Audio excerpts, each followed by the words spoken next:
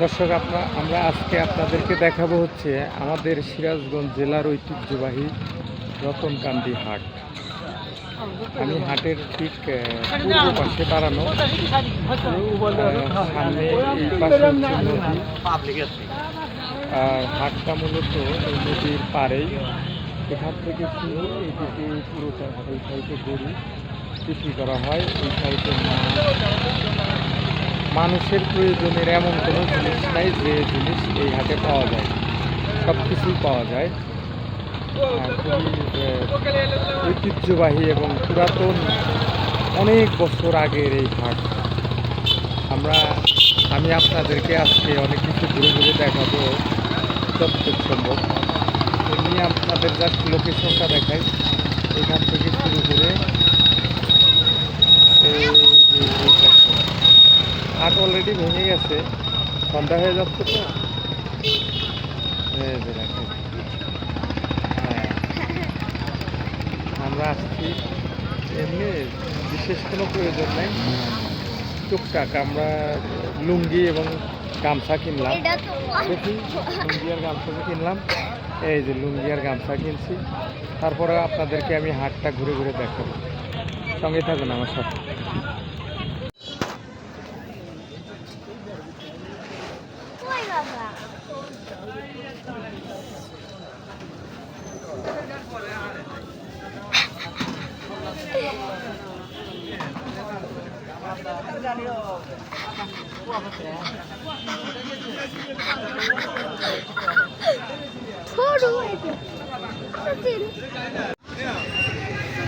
এই হাটে এমন কোনো জিনিস নাই যেটা পাওয়া যায় না।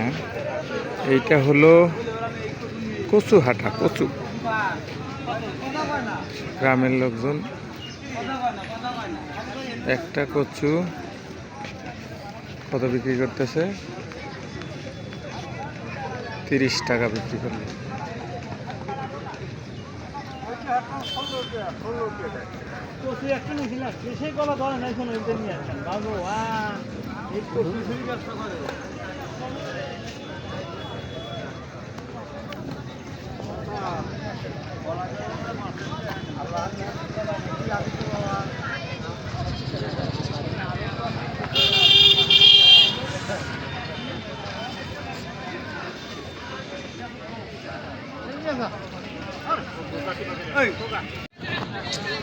এই দেখেন, এই হাটে কত ধরনের ঝাড়ু, কুলা, চালুনি, অনেক কিছু বিক্রি করে।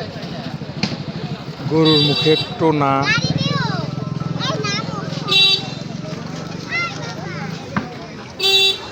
এই টোনাগুলা কত করে বিক্রি করেন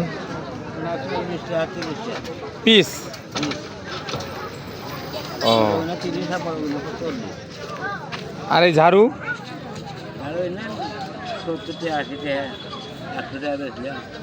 আপনি বান্ধিছেন না?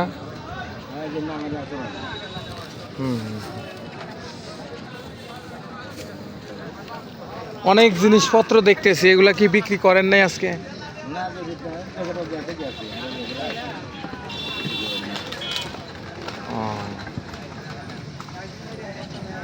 দেখেন অনেক কিছু আছে ওনার কাছে, বিক্রি অবশ্য করছে, তারপরে অনেক কিছু রয়ে গেছে।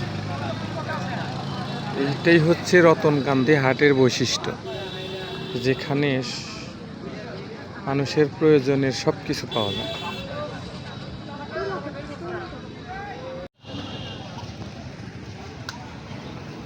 দর্শক, এটা হচ্ছে আমাদের সিরাজগঞ্জ জেলার ভিতরে ঐতিহ্যবাহী রতনকান্দি হাট।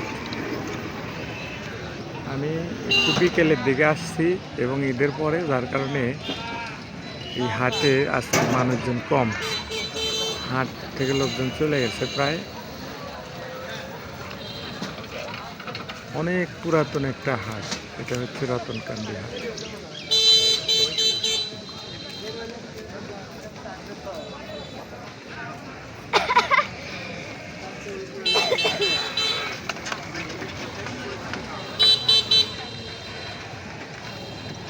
এই বট গাছটা আমি ছোটবেলায় দেখছি, অনেক ছোট, এখন প্রায় অনেক বড় হয়ে গেছে।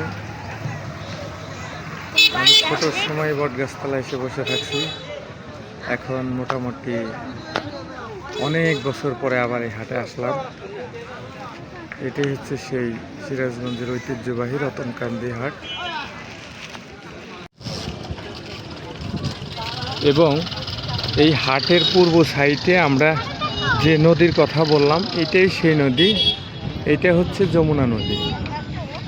অনেক সুন্দর একটি প্লেস, যেখানে অনেক মানুষজন বেড়াতেও আসে।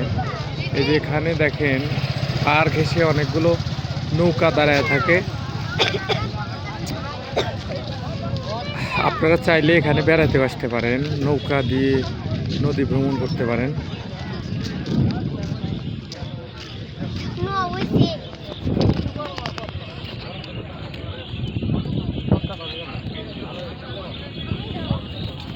এটাকে বলা হয় মিনি কক্সবাজার।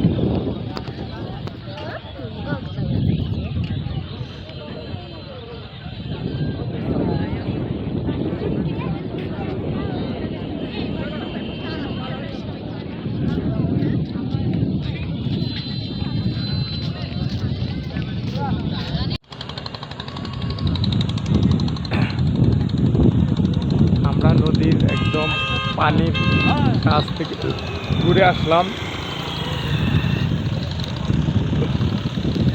এই পরিবেশটা আসলে মানুষের মনের পরিবর্তন করবেই চলে। তো আজ এই পর্যন্তই, পরবর্তী আপনাদের সামনে আসবো।